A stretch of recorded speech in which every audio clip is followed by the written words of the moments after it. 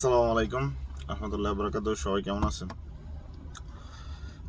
এত রাত্রে ভিডিওটা বানানোর কারণ হচ্ছে অনলাইনে দেখতেছি অনেকজনে বলতেছে সেনাবাহিনী মাঠে নামছে, সেনাবাহিনী ছাত্রদের সাথে আছে, সেনাবাহিনীকে গুলি চালানোর জন্য নিষেধ করছে।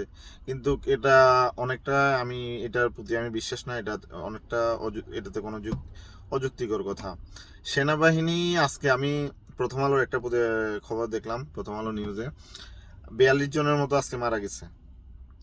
আরো বেশি মারা যেতে পারে, বাট আমি প্রথম আলোতে যেটা দেখছি ওইটা বলতেছি। 42 জনের মতো মারা গেছে। সেনাবাহিনী ওই জায়গায় থাকে যেখানে শান্তিময়ভাবে ছাত্ররা আন্দোলন করতেছে, কিন্তু যেখানে খুনাখুনি হইতেছে, যেখানে বা ছাত্রলীগ বলেন বা পুলিশেরা ছাত্রদের উপর হামলা করছে, ওইখানে সেনাবাহিনী থাকে না। তাহলে সেনাবাহিনীর প্রতি এই মুহূর্তে বিশ্বাস করাটা ঠিক হবে না। মনে রাখবেন একটা জিনিস, যুদ্ধের হাতিয়ার হচ্ছে ধোঁকা।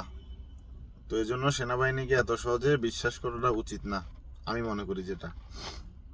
আর এখন আপনার আপনারা খেয়াল করে দেখবেন, আপনি আগে আপনার যদি কোনো রাজনীতি বা কোনো রাজনীতি সংক্রান্ত বা সরকারের কোনো সংক্রান্ত যদি কোনো পোস্ট দেখেন, ওইখানে কোনো কমেন্ট করতে পারতেন না, ওইখানে কোনো কিছু বলতে পারতেন না। এখন পারতেছেন কেন? আপনার মনে সাহস আসছে আপনি বলার জন্য যে একটা নিজের থেকে আমাদের ছাত্ররা আন্দোলন করতেছে।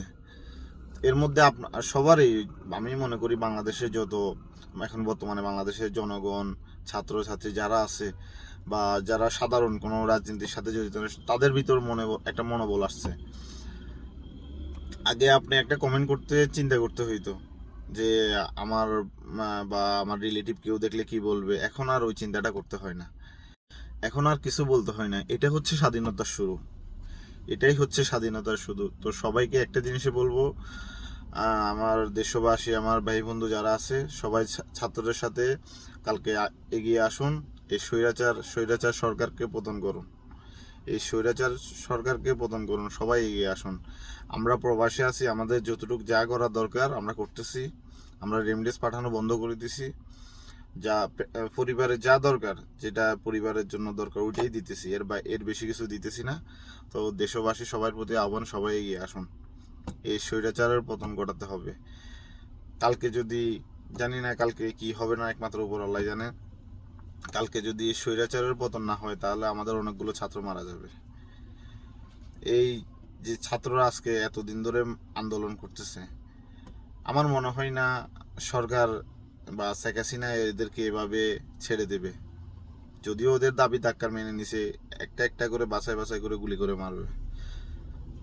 আর আপনারা তো জানেন সরকার নিজে কোনো কিছু করে না, ওদের বাহিনী আছে, ওদের বাহিনী দিয়ে করায়। তো সবার প্রতি আহ্বান রইল, সবাই এগিয়ে আসুন। বাকিটা কালকে দেখা যাবে। দোয়া করবেন। আসসালামু আলাইকুম।